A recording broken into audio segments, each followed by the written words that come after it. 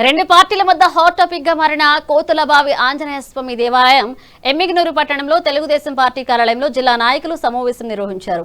కోతులబావి ఆంజనేయ స్వామి దేవాలయ అంశంపై కొందరు ఎమ్మెల్యేపై లేనిపోని ఆరోపణలు చేస్తున్నారని, ఇది ఏ మాత్రం తగదు అని టీడీపీ పార్టీ జిల్లా ఉపాధ్యక్షులు భాస్కర్ల చంద్రశేఖర్ పేర్కొన్నారు.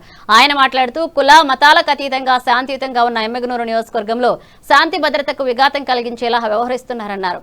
సామాజిక మాధ్యమాల్లో రెచ్చగొట్టే పోస్టులు పెడితే చట్టపరమైన చర్యలు తప్పవని హెచ్చరించారు. దేవాలయ అంశాన్ని రాజకీయం చేస్తున్నారని ఆగ్రహాన్ని వ్యక్తం చేశారు.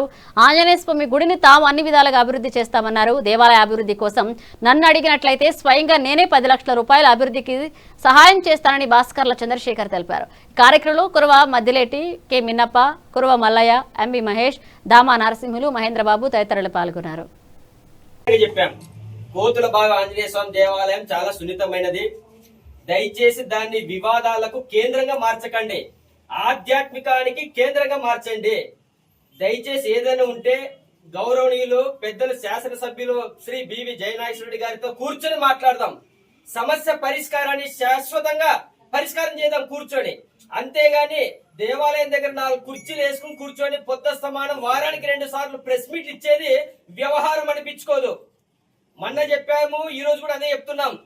ఇవాళ తెలుగుదేశం పార్టీ నుంచి గాని అదే రకంగా బీజేపీలోకి వైసీపీలోకి వెళ్లిపోయినటువంటి మిత్రులు ఎవరైతే ఉన్నారో సోదరులు గుర్తించుకోవాలి. వారు తెర వెనక ఉండేది కాదు, తెర ముందు ఉండి కూడా కథ నడుపుతున్నారు. వాళ్ళకు వెనకలు ఎవరు ఉన్నారనేది కూడా మనకు స్పష్టంగా తెలుస్తా ఉంది. ఇవాళ నేను కోడికి ఇసుక గొట్టంగాడు ఒకడు సత్య అంట వాడి పేరు. ఎవరికైనా తెలుసా వాడు ఎమ్మినూరులో? వాడు ఎవరికి తెలుసు. వాడిని ముందు పెట్టి వీళ్ళు వెనక ఉండి స్క్రీన్ ప్లే పేపర్లో రాసిస్తే వాడు చదువుతాడు. ఏదో ఇసుక వ్యాపారం చేస్తానంట, ఎమ్మెల్యే చెప్పినాడంట. అరే లోఫర్ రాయలా, నువ్వు కడుక్క అన్నం తింటావా గడ్డి తింటావా అని అడుగుతాను నేను వాడిని, సత్య అనేటోడిని. ఒరే ఒకడు పేపర్ లో స్క్రిప్ట్ రాసిస్తే చదవడం కాదురా, నీకు దమ్ము ధైర్యం ఉంటే మా బీజేపీ పార్టీ ఆఫీస్ కాడికి వచ్చి నేను జగ్గాపురం చిన్న కూర్చొని మాట్లాడడం రాలే, లోఫర్ రాయాలి అని చెప్తాను. అసలు గుడి ఉన్నట్లు కూడా ఆ వయసు వాళ్ళకి తెలియదు. కనీసం 60 ఏళ్ళు 70 ఏళ్ళు 50 ఏళ్ళు ఉన్న వాళ్ళకి మాత్రం తెలుస్తుంది.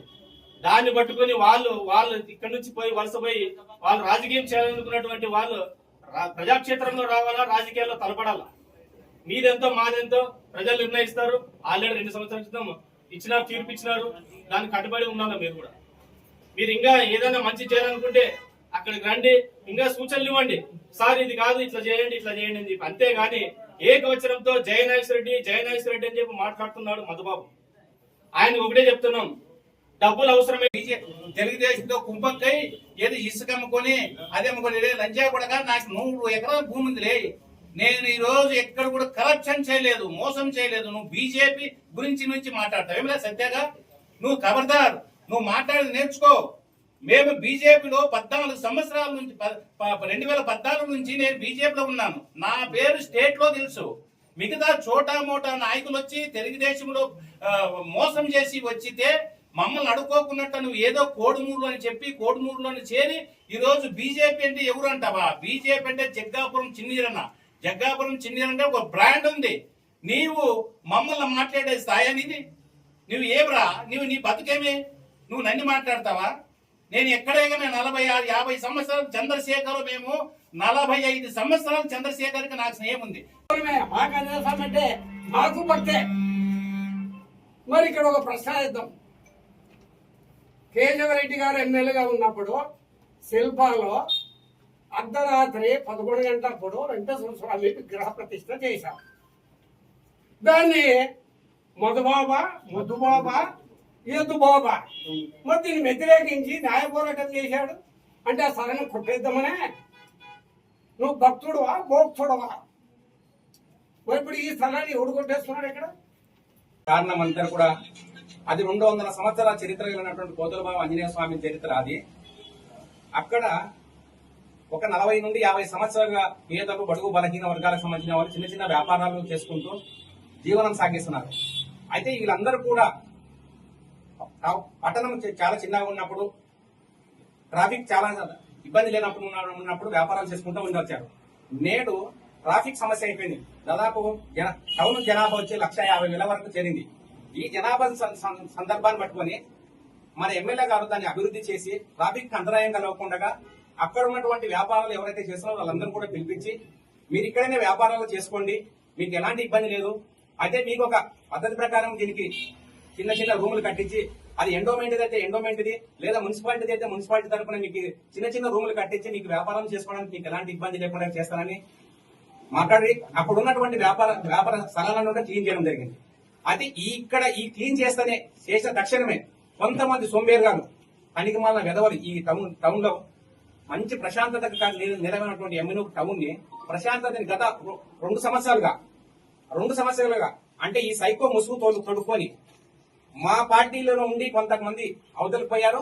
ఈ రోజుకి కూడా నేటికి కూడా ఎన్టీఆర్ చిత్రాన్ని వేసుకొని లెటర్ ప్యాడ్ మీద అల్లా ఆ దేవాలయంలో దీపం వెలిగించిన పాపాలు పోలేదు.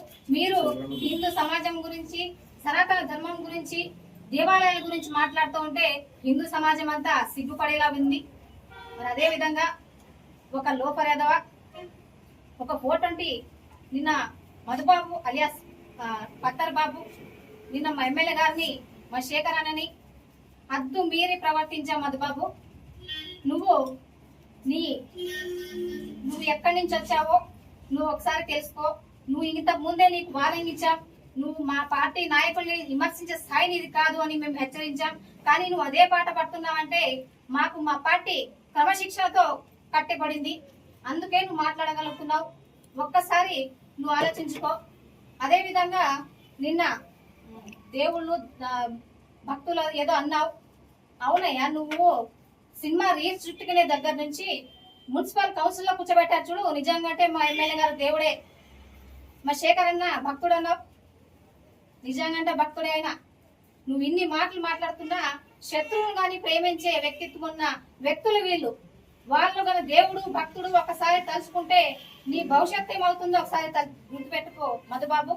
ఇలా నోరు పారేసుకుంటే నువ్వు గతంలో మహిళలతో పొరకలతో చెప్పులతో తనులు తిన్న అనుభవాలకు దండే మార్చుకుంటూ, పార్టీలు మార్చుకుంటూ, స్ట్రాటజీలు మార్చుకుంటూ ఎవరు దొరుకుతారో బురద చల్లుతాం. ఏమండి, మేము సాయం అడిగిన వాళ్ళకి సాయం అందించే వాళ్ళం. గుళ్ళు కడుతున్నారంటే చందాలు ఇచ్చిన వాళ్ళం. మీరు ఎక్కడ గుడి దొరికితే అక్కడ పోయి రాజకీయం చేస్తారు, ఎక్కడ ఉండి దొరికితే అక్కడ పోయి రాజకీయం చేస్తారు. ఉండీలు రాజకీయం చేసేది మీరు కదా. కోతుల బాబుని ఇప్పుడు అడ్డం పెట్టుకుని నూనె డబ్బాలంట, బియ్యం ప్యాకెట్లంట, ఏదో మైదా ప్యాకెట్లంట, గోధుమ ప్యాకెట్లంట అక్కడ కలెక్ట్ చేస్తున్నారు. అక్కడ జనానికి తెలుసు ఎవరు వలస నాయకులు, ఎవరు మంచి నాయకులు, ఎవరు చేయ. నీ గురించి మంచి చెప్పేవాళ్ళు 10 మందిని పిలండి. నా గురించి మంచి చెప్పేవాళ్ళు 10,000 మందిని పిలుస్తారు. మీరు ఎక్కడ మీటింగ్ ఏర్పడాలంటే నేను 10,000 మందికి నేను ఇచ్చే చెప్పిస్తాను. శేఖర్ మంచోడు, శేఖర్ మాకు ఏం చేశాడని 10,000 మందితో చెప్పిస్తా. మీరు ఒక 50 మందితో చెప్పియండి. సరే, నేను వలసవాదినా వాదినా ఏదనేది ప్రజలు చూస్తున్నారు, ప్రజలు నిర్ణయిస్తున్నాడు. అదే మీరు నమ్ముకున్నా, మీరు చెప్తున్నా అదే. కోతులబావి ఆంజనేయ స్వామి కూడా నేను తప్పు చేస్తాను, నాకు పరీక్ష చేస్తాడు. ఇంకో మాట అన్నారు, ఎవరో లోకేష్ బాబు గారు పిఏ దగ్గరికి పోయించినాడండి.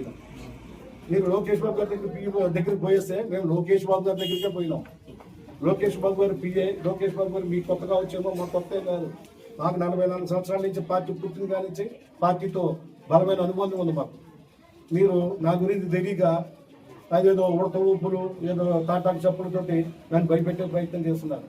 మా నాయకుల దగ్గర మీరు ఎంత గొప్పే ఉంది నాకు అర్థం కాలేదు. మీ బీజేపీ నాయకుల దగ్గరికి పోండి, మా నాయకుల దగ్గరికి, మా పిఎల్ దగ్గరికి పోయి మీరు మమ్మల్ని బెదిరిస్తారా?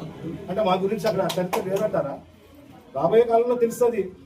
మీరు నా మీద ఎలక్షన్ అయిన మరుసటి రోజు నుంచి మీరు నా మీద చేస్తున్న బురద గురించి, నా మీద చేస్తున్న రాళ్ళ గురించి మా చంద్రబాబు గారికి తెలుసు, మా లోకేష్ బాబు గారికి తెలుసు. మీరు కొత్తగా ఏం చెప్పే పని లేదు అక్కడ.